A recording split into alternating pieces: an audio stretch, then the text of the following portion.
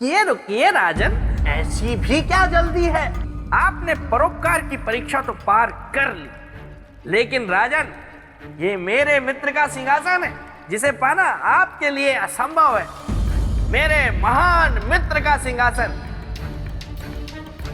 आगे की परीक्षाएं और भी कठिन है। मैं हर परीक्षा में सफल होऊंगा। और ऐसा ना हो तो? और ऐसा हो गया तो ये बेताल एक वर्ष तक बिल्कुल चुप रहेगा, कुछ नहीं बोलेगा। मैं एक शब्द भी नहीं बोलूंगा और मौन रहूंगा ऐसे। लेकिन ऐसा होगा नहीं। ऐसा कभी नहीं होगा श्रीमान बेताल। मैं चुनौती के लिए तैयार हूं। जय महाकाल। सम्राट विक्रमादित्य के 32 गुणों से संपन्न इस दिव्य सिंहासन को प्राप्त करना इतना आसान नहीं था। बेताल ने राजा भोज को सम्राट विक्रमादित्य की बराबरी करने हेतु उनसे पराक्रम, त्याग, न्याय, चरित्र तथा योग शक्ति की परीक्षा ली, जिसमें राजा भोज उत्तीर्ण हुए थे। किंतु अभी परीक्षा पूर्ण रूप से समाप्त नहीं हुई थी। राजा भोज ने सम्राट विक्रमादित्य के 32 गुणों की बराबरी करने के लिए उत्तरदायित्व, पुरुषार्थ, कर्तव्य, विवेकशीलता, मित्रता, आत्मसम्मान और नारी सम्मान जैसे गुणों की परीक्षा में उत्तीर्ण होकर ये सिद्ध कर दिया कि उनमें भी सम्राट विक्रमादित्य के समान 32 गुण जितनी क्षमता है।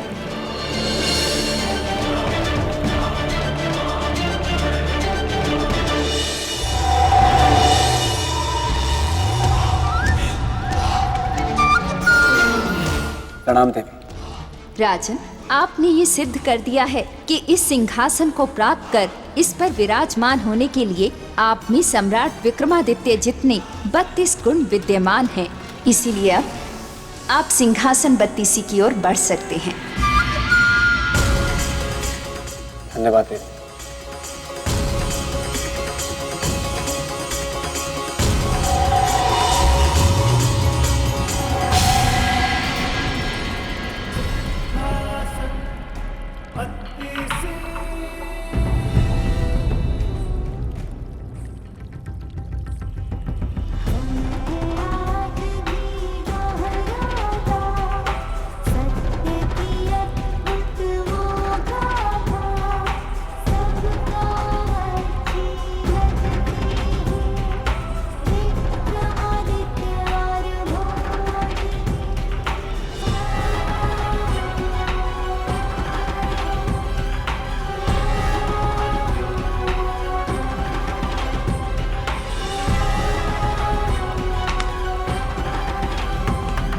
अपनी पहली परीक्षा में पराक्रमी राजा भोज ने नाग कन्या के पुत्र की अपने पिता रुद्रांत से रक्षा कर सफलता प्राप्त की थी।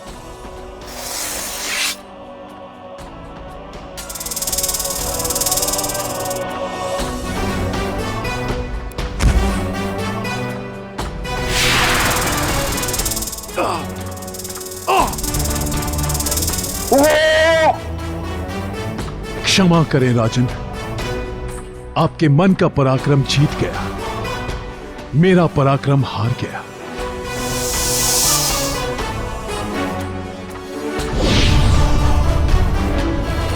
परीक्षा की सीढ़ियों के सिलसिले को आगे बढ़ाते हुए राजा भोज त्याग की सीढ़ी पर पहुंचे, जहां उनका सामना पक्षीराज से हुआ।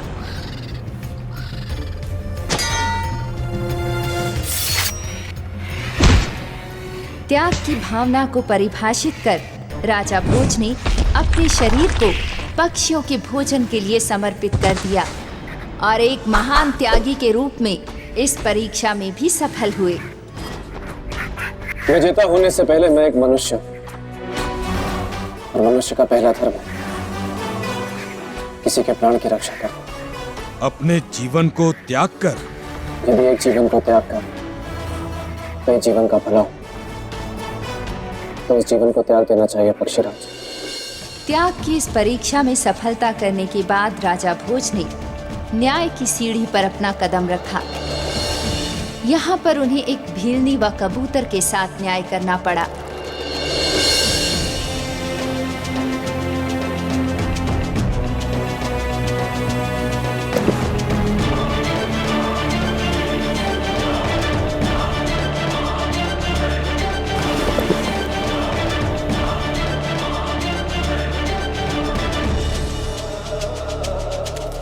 धन के अभाव में राजा भोज को चांडाल तक बनना पड़ा, वो भी कबूतर के जीवन के साथ न्याय के लिए। और इस प्रकार से इस न्याय की परीक्षा को भी उन्होंने पार किया। अब ये सब कुछ आपका है, इसे स्वीकार करें और मुझे आज्ञा दें। आपने मनुष्य और पशु दोनों को न्याय के तराजू में बराबर तोला। मेरे लिए इतना ही बहुत है। न्याय की परीक्षा के बाद राजा भोज चरित्र की परीक्षा की सीढ़ी की ओर बढ़े।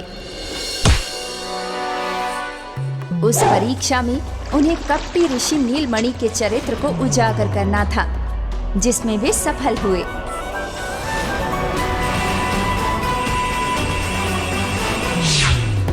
बहुत बहुत धन्यवाद आपका राजा भोज। आज के बाद मेरे साथ साथ पूरी स्त्री जाति आपकी आभारी रही।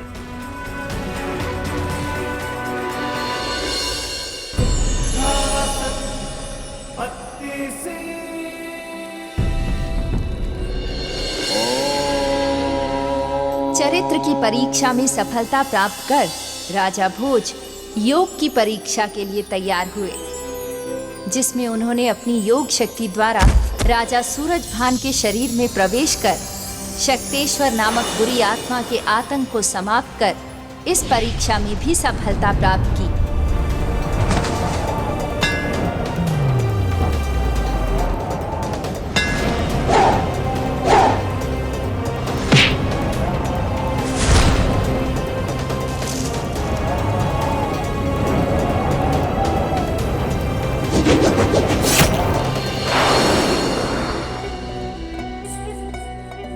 ये तो बस महाकाल का आशीर्वाद ही है कि मैं अपनी योग शक्ति के द्वारा अपनी आत्मा को महाराज के शरीर में प्रवेश करा के उन्हें जीवित कर पाया। लेकिन आपने ऐसा किया क्यों? विनाशकारी शक्तेश्वर के उत्पात को रोकना। धन्य आप राजा, जो प्रजा की भलाई के लिए आपने अपने जीवन को दांव पर लगा दिया। योग शक्ति की परीक्षा में भी सफलता। इसके बाद राजा भोज परोपकार की परीक्षा देने के लिए आगे बढ़े। उस परीक्षा में वे शंखलोक के शंखासुर नामक दुष्ट का अंत कर मत्स्यगंधा को मुक्त कराने में सफल हुए।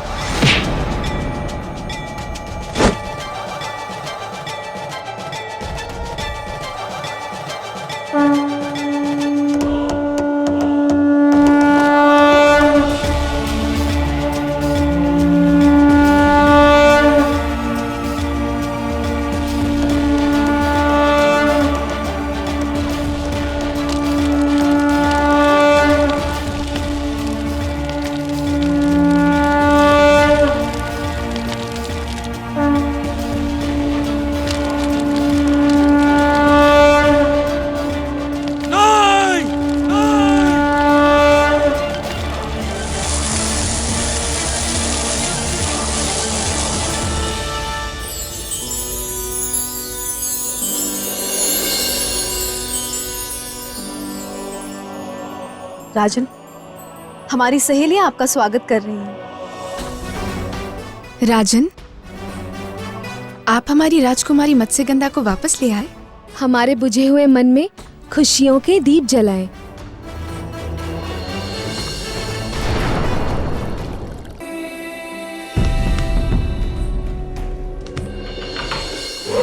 परोपकार की परीक्षा के उपरांत उत्तरदायित्व की परीक्षा में राजा भोज ने अपनी पत्नी महारानी वल्लरी के प्राणों की रक्षा हेतु ऋषि शांडिल्य से जीवंती विद्या सीख पूर्णमासी की मध्य रात्रि नील सरोवर से नील कमल प्राप्त कर महारानी वल्लरी के जीवन की रक्षा की तथा उत्तरदायित्व की परीक्षा में सफल हुए।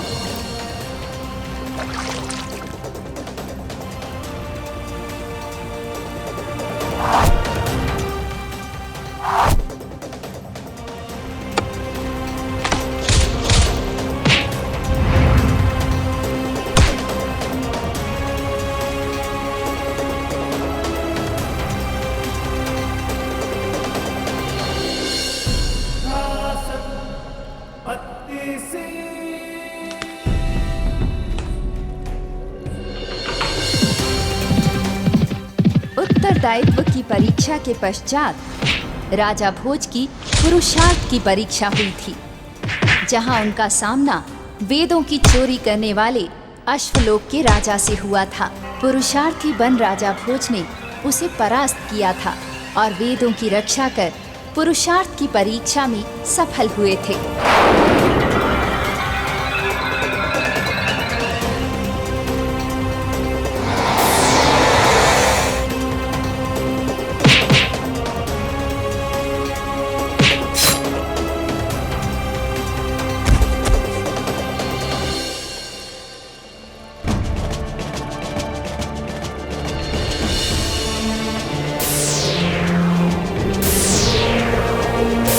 सिंहासन 32 को प्राप्त करने के पथ पर चलते हुए राजा भोज की कर्तव्य की परीक्षा हुई और अपने कर्तव्य का पालन करते हुए बंग प्रदेश के कुटिल राजा की कैद से देवी गौतमी को मुक्त कराया और कर्तव्य की परीक्षा में सफल हुए। किंतु आप हैं कौन जिसने इतना बड़ा संकट मोल लिया? कर्तव्य के पालन में संकट कैसा? कर्तव्य तो एक धर्म है और धर्म को निभाने में आनंद आता है, हर्ष आता है।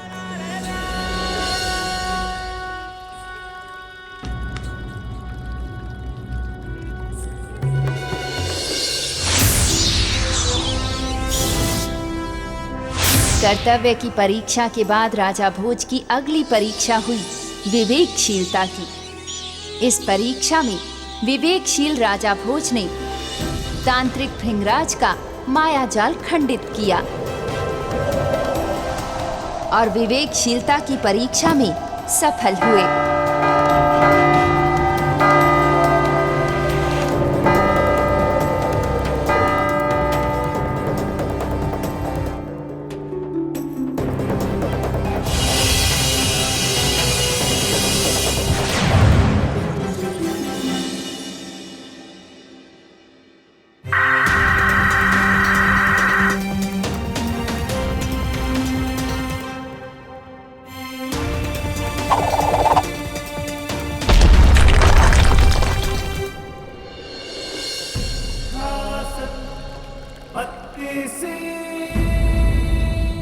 विवेकशीलता की परीक्षा में सफलता के पश्चात राजा भोज ने मित्रता की परीक्षा दी और अपने मित्र आदित्यनाथ को विष कन्या के प्रभाव से मुक्त करा अपने मित्र के द्वारा त्यागी गई उसकी पत्नी से उसका मेल कराया और मित्रता की परीक्षा में सफल हुए।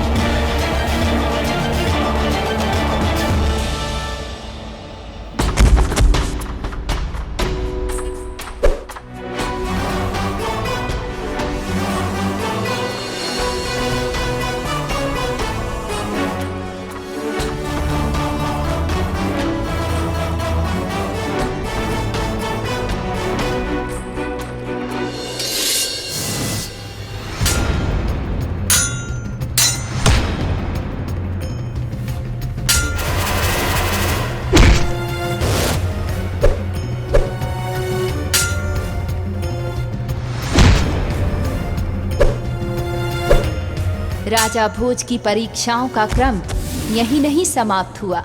मित्रता की परीक्षा के बाद राजा भोज के सामने आत्मसम्मान की परीक्षा आई, जिसे गंगू और तेलम ने अपनी कुटिलता से ठेस पहुंचाने की चेष्टा की, किंतु राजा भोज ने अपने आत्मसम्मान की रक्षा करते हुए उनका असली रूप उजागर किया।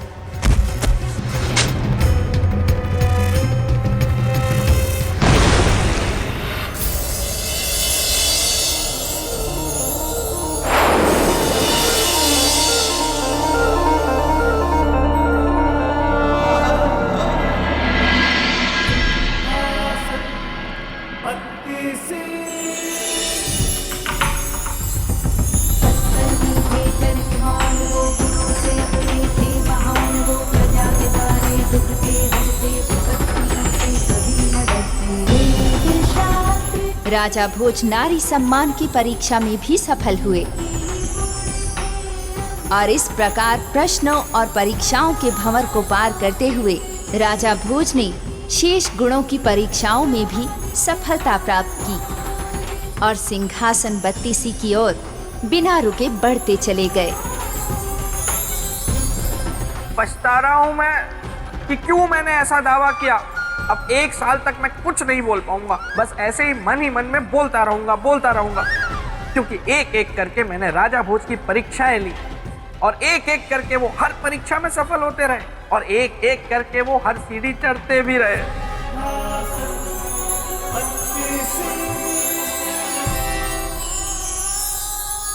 और अंत में 32वीं सीढ़ी भी वो चढ़ गए।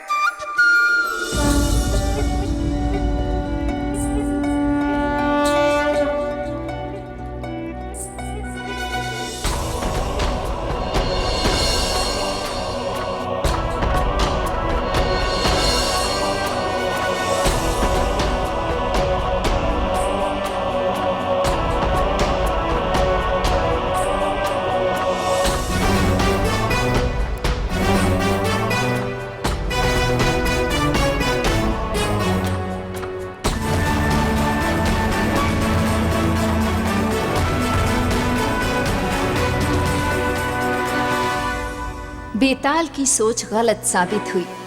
राजा भोज ने आखिर ये साबित कर दिया कि उनमें सिंहासन को प्राप्त करने और सिंहासन पर विराजमान होने के सभी गुण मौजूद हैं और वो एक एक करके 32 सीढ़ियों को पार करते हुए 32 परीक्षाओं में सफल होकर सिंहासन पर विराजमान हुए।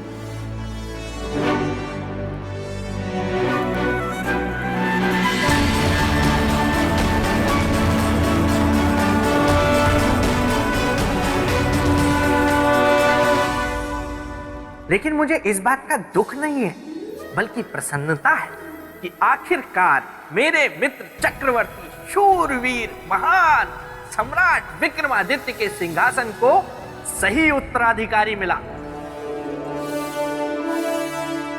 जिसमें वो सारे 32 गुण मौजूद हैं जो इस सिंहासन को धारण करने के लिए चाहिए।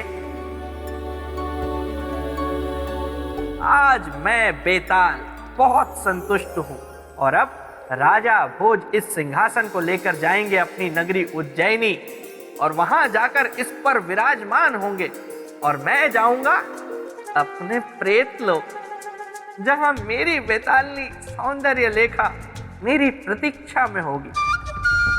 जय हो सिंहासन, जय हो बत्तीसी, जय हो बेताल।